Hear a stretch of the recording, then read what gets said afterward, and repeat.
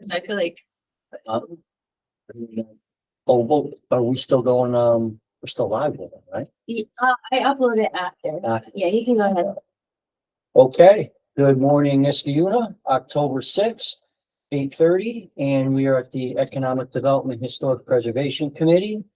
And we can start with the attendance. We have Dr. Horton from Metroplex, Dennis Brennan from the town historian, Elena Finnan from town attorney, Matt Yetto, town engineer, Chief Bodie, secretary to supervisor, Jamie Puccioni, town supervisor, Beth Greenwood, town comptroller, Kevin Walsh, planning board chair, and John Delarada, chairman. Thank you. And are there any comments or concerns from the public this morning? Okay, and that brings us to the minutes of September 1st, 2023. Are there any changes or modifications to those? I move the minutes be adopted. Okay, I'll second. All in favor? Aye. And that passes unanimously, and that brings us to the resolutions. So, pretty fast meeting, I think, this morning. We did carry over the resolution, to award the contract for greenhouse gas inventory and government climate action plan, RFP. We did successfully integrate the, Conservation Advisory Council and the, Climate Smart Task Force at the last meeting, and we can talk about it at the Conservation Advisory Council meeting. So this should be ready to go by the end of the month this year. So that's a carryover. B is a resolution appointing a part-time building inspector. We had 3 interviews, 3 good candidates. I like them all. We did reach out to one. I haven't heard back from him. If he's not able to come, we will reach out to our second choice, but we will definitely have a part-time building inspector by the end of the month. We reached out to Michael Auerbach. I don't know if anybody, he's a retired architect. Excellent. D is a resolution permanently appointing a planner 1. I talked with Beth about this quickly. She's just going to double check, but I believe that Clark Henry, who is enjoying a day off today, is ready to be permanently appointed, and I am very much in support of that. He is fantastic. He makes my department better in every way, and so I am very excited to be able to permanently appoint him. And then D, a resolution appointing an executive secretary. You guys remember we kind of changed Clark and I's title so that's more fitting to what we do. We were working with civil service, and executive secretary is a better title for Trish. She is not really an account clerk. She doesn't do math all day. She does minutes, and she files paperwork for me and things. So an executive secretary is just a much better fit, and we'd like to move her over into that title. There's no budget implications or changes. It's the same line. It's just a better title. Excellent. And I would agree. Clark has done an outstanding job, and so did Trish. Yeah. We're a good team. We got a very good team. Yes. Did you have anything to add to that, Beth? No, we put in the paperwork to civil service, so their meetings before ours, so that'll be all ready to go. Very good. Okay. Mr. Walsh? Planning board update. Let's see, recently completed actions, 1900 Union Street, 1854 Union Street. That was a lot line adjustment that required ZBA action. That was completed at our last meeting. And then after Duck Road, we use obviously as Rivers Ledge, the 55 unit senior apartments, commercial space and outbuilding. That was approved on 9/11. Obviously, there's lots of open items and conditions that keep the planning department busy, but I know they'll get there. Stuff that's active, 2890 River Road. I believe they did a walkthrough yesterday with engineering and a planning board project lead. I wasn't able to attend that, but I'm sure we'll do an update at our next meeting how things went there. Under new projects, there's several that came in quickly this past week. 400 Balltown Road, that's going to be a tenant change. It was the batteries and bulbs. It's going to be Milan Hair Removal Treatment Center. We expect a resolution at the next meeting approving that. Price Connector Road, 2331. That's the Heritage Group is taking over the real estate building. I think that's on the corner. Is it Route 7 and is it Onondaga? Oh, God. Yeah, so they're taking over that real estate building and they're an insurance agency. Again, resolution next meeting on that. And then 2321 Knott Street East, it's a tenant change also. That's the old CBD shop. And it's going to be All Brights Meat and Company. It's going to be sandwiches, an eatery, and I think they're going to kind of focus on takeout. Is what they're hoping for also there. So that'd be a nice addition. And all of these are taking care of empty storefronts, which would be great. We got a new application, which I haven't seen yet. That's 797 Westmoreland. It's going to be a lot line adjustment. Again, haven't seen it, so I'm not sure what's there. Another new one is Metro Ford on State Street. They're going to do some exterior facade updates and some signage upgrades. Again, that's new and I haven't seen it yet. And then GE Global Research, Laura's filled us in on us at our last meeting. They're on a short timeline, but it's basically a 2-lot minor subdivision. Probably as a result of the realignment of GE, they're going to cut off the training center from the corporate or from Global Research Center. So that'll be a work in progress. It'll take almost a couple of months to get through all that with the public hearings and everything. There's some open items, but I'll let you take a look at those on your own. We're just waiting on some outlets. All right. Very good. And that brings us to the grants. So, oh wait, we skipped zoning board. Zoning board had 3 cases for October. They're just all residential cases, 2 fences and a deck, I believe. For the grants update, I put a question mark on the CMAQ application. I haven't done a lot of research on it. I believe that Jamie, you might have sent me an email about it that you had gotten. CMAQ is an air quality grant. It's a grant that's out there to look at places, bottlenecks, intersections, roads, and figure out a way to either decrease car idling because you're decreasing greenhouse emissions, and then that helps with air quality. Or, and I'm going to look into this occasionally, I think you can do alternative infrastructure to reduce vehicle trips and get cars right off the road. So I'm just going to take a look at this one if you guys want me to, and just see if there's another sidewalk or something maybe that we could put in. The CMAQ grant is what the county, the traffic circle in River and Rosendale. So it's competitive, but we're pretty eligible, so we have a good project. So I'm happy to investigate it if you want me to take a look. Yeah. And sorry, go ahead, John. Can we use what we've already done? Probably not. Actually wondering about that. I was gonna call our grant writer and see, because maybe there's a huge match on that one. Mhm. The one that we submitted for the sidewalks was a 56. We're on the hook for I think almost $500,000. So Great. Worked out. if you can put the 2 programs together and our match is less, that might be nice too. But I'll see if they go together. The former grant that we submitted to sidewalks for was a Climate Smart grant run through the DEC. CMAQ is run through the DOT, but they're both New York entities. So I don't know exactly how if we're allowed to mix and match. I'll check. I already reached Air out quality is the purpose of the roundabouts. to the grant writer. He thinks this is a potential fit for any further sidewalk, multi-use trail, bike lane, transit projects the town might have as priority. Projects are eligible to be funded at 80% of total costs. Applications are due January 9. So I'm scheduling a time for us to meet and talk about next steps and having a grant writer help with that. Yeah, that'd be awesome. Bike lane was part of that. Could be multi-use, further sidewalk, multi-use trail, bike lane, transit projects. Yeah, so CMAQ is a great grant. It's traffic reducing or alternative transportation. The one thing is, Oh, I'm sorry. And he did say it's another ring to throw for the Safe Routes to School project. yeah.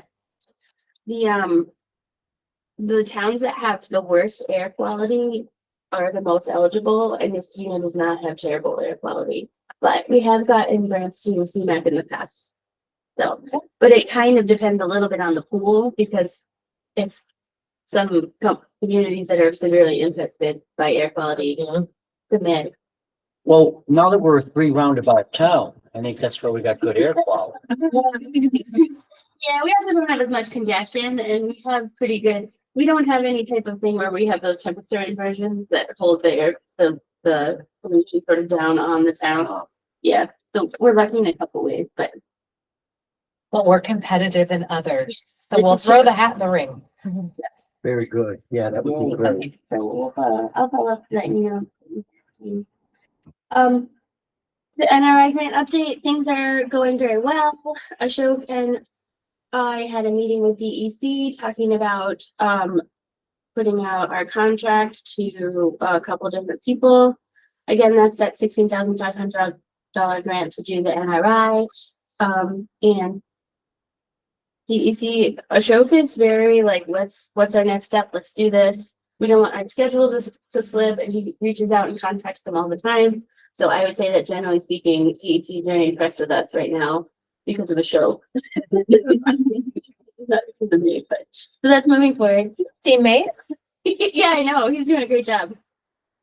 And then River Road Park Pavilion. I know Matt and Clark were out meeting with Pollard. I believe everything's ordered, and they're just waiting for the parts to be delivered at this point. So it's a little bit later than we wanted it to be built, which is, I think, the standard material delay. But I think he's hoping to have it in the next week. Yeah. And then Lions Park, we've been communicating regularly with our person that helps us. Thank you. Jim McKinney. He's very close. Like I would say those plans are probably like 95%. But he hasn't been feeling very well in the last week or two. So we're just giving him the space he needs to feel better. And our goal is to get those plans up and get them bid in probably the winter so that it'll be ready to go in the spring. That'd be great. Money is set aside in a reserve. Yeah, it'll just go forward. It'd be great in each after. It's an nature. So for complete streets, we had a great, for those of you that don't know, both Jamie and I are the village representatives for CRTC, which is the new CVTC, and I'm on the planning committee and she's on the policy committee, but they have released a linkage study application. We voted on it at the last meeting, and I've been having a lot of discussions with DOT about Route 7. I know it's a very high priority for a lot of residents that live on that road, drive on that road. Police, supervisor, I hear a lot of concern about just the speed and the it's dividing neighborhoods and it's very difficult to cross for complete streets. So complete streets talks about it regularly. The comprehensive plan has been talking about it regularly, and in the conversations I've had with DOT, I was never sure if the town of Nistiana could submit Route 7 for a linkage study because we don't own it. It's owned by New York State. But I did receive word from DOT that they will support us. They will write us a letter. They will work with us on it. If we take the lead and do the linkage study, we have the support of DOT to do that. A linkage study can be a pretty robust study of Route 7. It can look at the issues, it can look at the adjacent land uses, it can look at road construction and come up with a series of alternatives. It has built into it a lot of public outreach, and the good thing about it is that consultant is hired by CDRTC, like the money is spent through CDRTC. So that I think helps the project move a little better because it's not overwhelming, it's not one more thing for existing staff. But obviously we can be very involved, and I'm hoping because they've heard it so much and we can put together a very good application that will get funded. Preliminarily, a corridor study of this magnitude, just off the cuff, is probably between $60,000 and $80,000. And the only thing that I still want to check is that you're very competitive if you do intermunicipal work on this. And obviously Route 7 touches Colony and it touches the city of Schenectady. So while I don't want to have scope creep, if we could kind of see where there's a good starting and stopping point and see if those communities are interested in studying Route 7, it might be a good idea to do a cross community look at that corridor too. Well, that sounds like a great first step to figuring out what to do with Route 7. Yeah, and in interim, because I was talking to the police, and when I said these numbers to them, like I would say, like, that is not our world, but a linkage study takes 1 to 2 years. It's a big study. Once you get the linkage study done, it becomes very eligible for funding. You guys always hear it. We need to have shovel-ready projects. A linkage study basically takes the concepts that we create for Route 7 and creates very fundable alternatives that have been vetted to New York State standards. A lot of times a linkage study may just be picked up by New York State at that point and funded internally. But once you're done with the linkage study, it's also eligible for federal projects and federal funding as well. So they were saying at the last CRTC meeting that almost like 70 to 80% of the projects that get funded through the Transportation Improvement Program have had a linkage study. So I really think this is the important next step. But 2 years for the study, a year or two to get the funding. It's probably, even if it comes through the state, it's usually got some federal dollars attached to it. So that takes a while to get authorization. So if you think like cradle to grave on this, if you do it really fast, it's 7 to 8 years. A normal thing would probably be like 10 years. And I know they're seeing accidents and they're thinking like 10 years, that's crazy. So in the interim, this is like the overall way to solve the problem. It takes time because it's huge and it's planning and it's working with the state. But we're also going to set up a meeting with the DOT planners to just look at smaller treatments, maybe that we could do in the interim, looking at maybe a specific intersection, which we identified. So setting up, and I spoke to DOT about this at the last EDHPEC meeting. So just setting up a meeting with some DOT planners to just have a regular conversation with them about Route 7. So working really hard on that one with understanding that it's an issue for people and we want to make it better. So we've got a short range plan and a long range plan. That's the way to do it. Thank you for helping out with that. I actually have a question. Hopefully this doesn't sound too odd. There are actually bus routes in this city. There are. There's even one on Route 7. I wasn't aware. Yeah, Nisk does not have high ridership. I sat next to CDTA at the last meeting, and because I'm trying to make CDTA a partner, like if we can get them to help us on Route 7 with some of the bus stops, like we can make it safer. But the ridership's very low, so it's hard for CDTA to justify spending any money in responding to Nisk. Shop red lot, red buses. So yeah, so we actually have a portion of a bus rapid transit. The BRT or the rapid transit lines. There's a bunch of them. They have extremely high ridership. They have a system that's very reliable that people can use. There's one on State Street. Most people don't realize there's a tiny bit of State Street in the town of State. So we do actually have a tiny piece of the red line on the BRT. And there's a pretty well-attended bus stop in there, basically like where the Walmart store is. There's a very big BRT sheltered bus stop there that they're planning on doing some additional improvements to. That's right. Yeah. Forget that little strip is of And there's- hard extra. And we do, there is a bus that goes down Route 7. The stops aren't particularly high, but there are people that use them. And then we do have the one that goes between ShopRite and Artisan Mall. And my daughter likes to ride that much. So news to me. Well, I do, and I had a conversation with David Hogenkamp at Metroplex to kind of also coordinate, see if there's something we're all doing we could do together. So he encouraged us to work on the linkage study, and I want to still call it CDTC.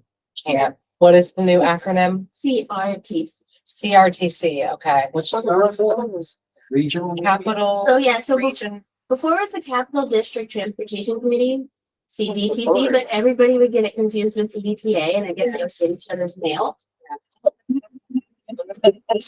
Yeah, see, that's what they were saying. Like, Yeah. up to 80% of people, and they thought that CDTC was CDTA.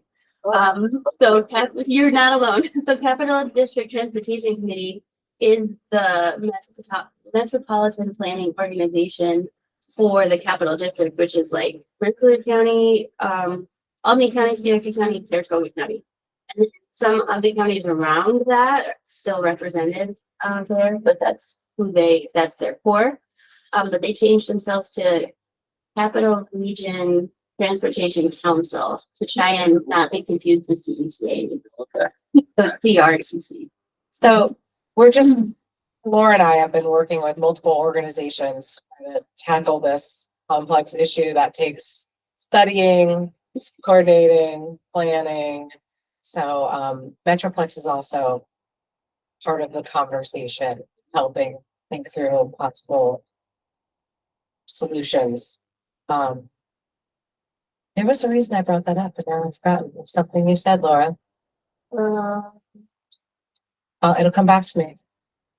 Well, just that, Metroplex encouraged the linkage study to look at Yes. adjacent land uses and things like that. No buses on Balltown Road. Well, there is a, Oh, just from ShopRite to, yeah, you will see a bus on Balltown Road occasionally. There is a route, I think, that drives up Balltown Road, but it does not have a stop. Oh, now I remember. Dr. Horton asked about the bus stops. And on Route 7, and this is one you always speak to, is the stop outside of Bellevue. Yes. Sure enough, when I was driving last night, I saw two students, like not high school, but probably college age. And they got off at the Bellevue stop, and then they were waiting to cross, and there was quite a bit of traffic, and it was getting to be dusk. And I had thought, this is exactly what you point out, is that even though ridership is low, ridership, is increasing, people are using it, and that is one of the areas in which we've experienced crashes, fatalities, and there's a bus stop. It's right at like Hickory. Yes, it's here, yeah. Mhm. So that's actually the one we're focusing on, and I feel a little bad for CDTA, who was sitting next to me at the CRTC meeting. I'm sorry for that. Bus people. Yeah, the bus people, I'm gonna ask some bus people. And like, I was even showing her, so she said the ridership is very low, but I was, kind of pushing back a little bit. It's low because you get off and it's unsafe. Like, if we were to give people a safe crossing, like, I want to work with the hospital there. There's a lot of hospitals in our region that partner with the EDHPEC and offer free ridership to their employees. So they contract with EDHPEC so that their employees can ride the bus to their work. And Bellevue doesn't do that, but I couldn't even ask Bellevue to do that if one of the bus stops is going to be across Route 7 and there's no safe way for people to get across. And the thing is, it's not even like you can walk one block down and then cross. Nope. It's like the closest intersections are, I think, are like St. Douglas, St. David. St. David. St. David's, and then the other one is, I think, like Pierce. Yeah. So Pierce is like over a mile, like nobody can walk through a crosswalk. So, but one thing she did tell me is, DOT, when we're putting in pedestrian infrastructure like that, will have to have some kind of light. And I was like, well, that's fine though. There's not a lot of light. So one thing we were talking about, which I use all the time, is the push button stoplight on State Street. So that only goes when a pedestrian pushes the light, but it is actually a full stoplight. So that was the first concept of that I've ever heard, and I like it a lot. We want to bring it up. so the stoplight only goes on when you push the button. Yeah, Uh, but it's a stoplight because you can't get away with, Mhm. yeah. Just a crosswalk. Yeah, not And there. I asked about the Too flashing busy. blinking Yeah. light because we've done them successfully on kind of high traffic roads, on the county roads, but he said maybe. But her recommendation was to put push stop sign like you have on the stage. No, years ago when I visited Beijing, I had to give a lecture at the People's University there. I was impressed with how many catwalks they had. Oh, like over? Yes. Over and And I said, man, I mean, as busy as Route 7 is, it sounds like it'd be a candidate for that. yeah. We only have one catwalk, I think, right over Erie Boulevard. I think so. It's the only catwalk I know of. That is interesting. That one's still there? Yeah. It is still there? Still think it's there, still yeah. there. I've used it once all my life. Just One also. yes, just once. I don't know why I had to go from one office to another, but Oh, you mean the one that's down by the casino? Yeah. yes. But isn't that's not a public one, because you have to go into the building. Yeah. Across to the building. I think I was in seeing a lawyer in the building, and then somehow, just out of curiosity, I walked across it. You know what happened to curiosity? There was a train that was filled with stairs that crossed, it was sort of like 890 right down by GE. But I think it's That was there. very, That's around us. So the road. Yeah. yeah, What just It's probably difficult in the winter time. yeah. That's true too.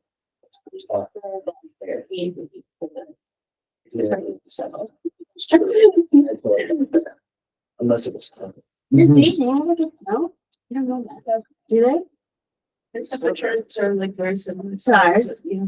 Yeah, I was there around February and the weather was actually surprisingly mild.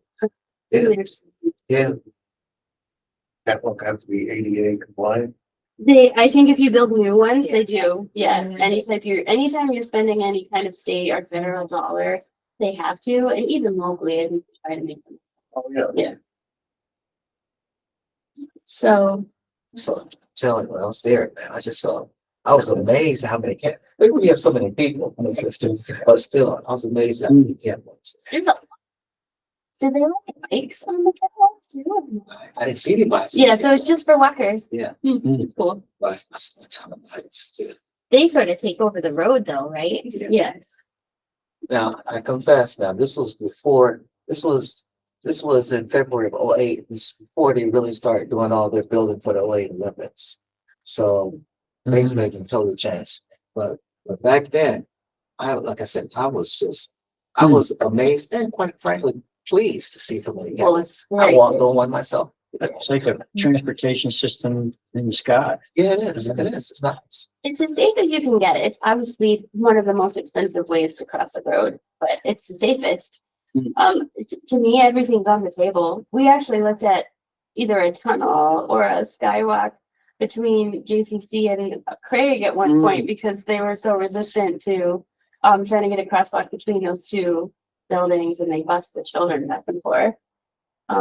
Everything's always on the table, but those Well, things are That's expensive. a going mess. If it prevents one fatality, it's worth It's worth it. I agree. So, nice update too. Jean and Jamie have been keeping an eye on this for me. Plum Street sidewalk is almost complete. Most of the concrete's in. We're waiting on the pass-through catch basin that will take the water from the edge of street over to the existing catch basin. And the good news was that the school decided to tag on for our project and do their side as well. So a little, well, not a little, a decent investment from the town on a critical piece for investment on the school side. And we will now have, a pretty safe route from Van Antwerp all the way to the hillside with raised curved sidewalks and painted crosswalks, and hopefully that'll get kids out of the road there and help a little bit separating different types of traffic. And I'm very excited about that. I'm thankful for everybody's help. Excellent work. And I mean, you could see the kids already starting to use it, even though They're not supposed to. it's really. That's fine. sweet, you know, it really is. I mean, it's That very curve- sweet. That There's curve lot makes a of huge progress. difference. Yeah. Yay. And then also they don't feel like lost and left alone. Like they have that nice soft sidewalk on the answer, but as soon as they get in Plum, it's the Wild West. And now it's like, nope, we want you here. You have a nice sidewalk, get you to your school. And it was really good because last year we budgeted for it. And the engineering, it came back and we were maybe only gonna be able to afford asphalt. But that just did not seem like the safest resolution, so we added additional funding to that in this year's budget to then do it right. And the school district have been great partners, so you're right about spurring. And I mean, if we can get that grant, that Climate Smart Communities grant for the additional sidewalks, that could spur additional, partnership with the district. It's really good. Yeah. They're being very, very cooperative and collaborative. It was great. They tagged on to our bid, and They haven't always been, have they? I haven't had too bad interactions with them, but my understanding is that maybe before I was here, it was very hard. It was. Yeah. It was. But that's great. That's some cooperation, and that really has been going on countywide. I think that's what Metroplex has really spurred. There's been a lot of communication with the county and the various towns and villages, and it's worked. Yeah, again, I can't say, too much, about just how impactful Ray's presentation was in terms of informative. It's just what the Metroplex does for us. I mean, a lot of stuff happened certainly prior to my getting there. I was just so pleased. Absolutely. And that brings us to the tree council. So tree council, they may have put a pause on their hilltop planning project. Unfortunately, we pre-order elms, from a company that grows disease resistant elm trees. And, it's sort of like a order to grow program. So we pay for them when they're little and then they grow them for us and we get them when they're bigger. This year, we were supposed to get 31 elm trees, so they did not grow a lot this year. They're pretty tiny, and we were planning on putting them in the right of way, and I talked to Ray about this, because we don't even necessarily mow in the right of way, homeowners mow, and we're a little afraid that when they're that tiny, they may get mowed over. So the company did offer to defer one more year to see if they can get better growth on these trees. So I haven't talked to the tree council about this, but we may defer that planting plan until the elms get a little bigger. I will talk to them about that next week. But in the meantime, we reached out to a lady that works at the DEC who's willing to do some tree training. We've had really good success with kind of nighttime meetings where, like, we did a growing a great lawn seminar. We've done the spongy moth seminar. So we're thinking about doing plant a tree, how to take care of your tree, what's happening to your tree, the Emerald Ash Borer. Still get called about that fairly regularly. So they're working on a training that we could do here at town. And then Jeff Corbin also drafted an outreach article, which I'll go back and forth with him on that a little bit. So they're working on outreach right now. The Conservation Advisory Council and the Climate Smart Communities Task Force. Normally Dart would do this update. He's taking care of Dad this morning. But I thought it was a successful integration. We were able to talk about the planning projects on the CAC side, and then we moved right into the Climate Smart, and we learned about what the Climate Smart Task Force does. Chuck Petrowski was our last man standing for the old Climate Smart Communities Task Force, and I thought he was helpful in integration. And the one big thing that they discussed was the GE subdivision, which Evan mentioned. GE's got a short timeline. So GE came, he did a presentation for them, and they had a lot of good questions, and they would expect to be taking action on that project at the next meeting. Architectural Review Board had a quick meeting with Clark, I think last week. Not a lot of projects that are rising to the level of their review right now, but they're still ready and willing. And the Comprehensive Plan Committee, they had a really good co-meeting that Jamie hopped in on for a second with Complete Streets. So Complete Streets came to the Comprehensive Plan Committee and they were working on the transportation and mobility chapter together, and they were kind of just passing ideas across the table, which I thought went really well. But the thing I put on the agenda that I want people to know is that they've scheduled a public meeting, public outreach for November 14th, and that'll be something a little similar to when Dart kind of did the presentation for the town board of what the comprehensive plan is, what we've accomplished in the past and where we want to go. And hopefully that'll get some things moving. And at the time of kind of doing that public notice, I think we could release the survey at that point. So it'd be like, take the survey, come to the town. So that's all planned, and we'll start working on materials for November 14th. The building department has had a couple meetings recently with the land bank. I think we've been meeting every 2 weeks or so. We were following up on the accelerated foreclosures that we worked on last year, and we were trying to identify some properties to work on this year. It's been a lot of emails and a scattering of meetings. But I think where we landed right now is we're going to try a lot of the properties that we tried for accelerated foreclosure last year ended up paying their taxes this year. So we can't obviously accelerate the foreclosure on them once they have paid all of their outstanding bills. But we have 2 outstanding, and so I think we're going to focus in on those ones, see if we can get that to work.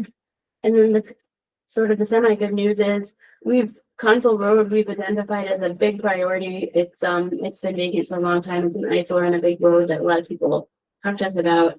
And that one has gone into the regular foreclosure process. So we're very hopeful that this year that one will get transferred over to the land bank and that they will be able to make that property beautiful again, like they did with Cornelius and with Antwerp. So I'm very hopeful that Council Road is going to be our next turnover house. How do we identify vacant homes? Well, Is there a list? there is a list that if the vacant home is owned by the bank, the New York State does require the banks to register the vacant homes. The problem is most of the bank-owned vacant homes are actually relatively hard to tell from the road because they're not typically the ones that are causing, heartache to the neighbors. Because once the banks own them, they usually have management companies that mow the lawns and will take care of things. But if the vacant home is in an estate, someone has died, somebody moved away and just kind of left the house and they're not paying taxes, but it takes a long time. The only way we really track those is when people call and then we notice them. Because there isn't really a formal way to find those, like the way the state registers the mortgage companies to have registering the vacant homes. So I know I did bring up at your last point, it'd be nice to catch these earlier so that they don't grade to the point where they have to be demolished, right? The Preservation Commission has had to weigh in on 4 homes when they requested a demolition permit. Yeah. All 4 were abandoned. Oh, One of them may be growing a year, but the other 3 grow long. And it's kind of sad to go and look at it and see how much it's deteriorated because it's not been taken care of, yeah, including rural. yeah, the one, yep. Now, a home can be in perfectly good condition, so I'm going to tear it down that. But it's sad to see. Yeah, because you know that they would keep them, more of them would be kept if we could turn the vacant homes over faster. That's why I think actually Land Bank worked with Elena to update our code because before we almost had nothing, like it was very private issue when a home went vacant and now we require the town of Christina itself. If we identify a vacant home, we do an inspection, it looks vacant to us, we require them to register. That's recent. We've just started a registration list ourselves within the last year, but every time they register, they have to pay. And so it makes it like, it used to be like, oh, if you decided to just abandon your home, you could pay the taxes if you wanted, and then there were no questions. Now we're gonna harass you, and then every year the payments in town goes up, and hopefully that will help the homes. Somehow or other you have to find out about this. But somehow or other you have to find out about them. But a lot of times residents will start to get concerned about them. They won't mow their lawn. There'll be like an open window or open door. That's usually how we find out about them. But some of them, like when they're right up and no one sees them, they definitely sit there a long time before we realize that anything's happening there. Or nothing is happening. Or nothing is happening.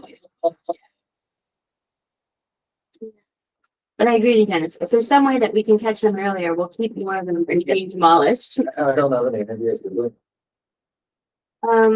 The planning department, kind of the usual list, just a reminder, a lot of the planning board and zoning board and myself and Clark will be at training on October 20th at the Hudson Valley Community College. It's great training. I recommend it to everybody. Are you going to that, Kevin? Yep. Yeah, that's what I thought. The Council Road sidewalk, I don't have updates on that, but I'll keep working on it. And then the Winnie Road easement, I did talk to the son of the owner of the property at the end of Winnie Road. He did give me both his father and his mother's cell phones. I've left a message on the father and I will try and call the mother today. He said try both. I figured I'd just let one sit and then try the other one. But I will work with Elena on this. I know Bill Chapman brings it up a lot, but what we're trying to do is basically increase a utility easement to allow for public access between me and the drive, which we talked about at the last meeting. So I'm making some progress on that. Excellent. Did you have anything to report from Metroplex, Dr. Horton? Actually, we didn't have a meeting in September. Oh, okay. So basically, and again, Ray's, report kind of did take care of that. But, we will meet next week. So, I can have a report, for November. Very good. So- Good. Yeah. Brandon? As I said before, the preservation commission been busy for the last few weeks. But we worked out the procedures for how we're gonna go to a demolition, a request for demolition. What we're gonna look for. Put together the paperwork. It's one thing, I guess I'm gonna get the paperwork to you, somebody has to file it. We'll talk about that later. Yeah, we can talk about that later. I have seen some of the memos that the preservation committee has done, and I think they're really good. Well, yeah, but we had some details about deeds or whatnot that we have a file. Oh, But, okay, you can talk about. okay. The local commission is meeting next week to sort of get restarted after the summer to get move forward with that. Hope to have. Probably won't have a real design until next year, but we hope to maybe by next year, begin the process of phasing out the old logo. Something that can't happen overnight. Can't snap our fingers and change it. Hopefully we'll have something that we can still for. Yeah, and I know I owe you a sample RFP, so what Yeah. Dennis and I wanna do is get an RFP out there to identify who we want to design the logo. And get them enlisted by the end of this year, and then they can have, the time to do the work the next year. So that's our goal, and I know Beth sent you some people, but I owe you the RFP, I'll try and get that to you. Must be. Yes, I was surprised when we started seeing how many different people have done work for the town on graphic design, so. Yeah, we kept finding them, so I figured lots of options, some of them may not even be in business anymore, but at least you gotta get started. I looked at some sample RFPs, I just haven't sent them to you yet, and this is what I had said before, like most of them say just send us a couple logos you design. So I think that would be helpful, because you can kind of pick the style.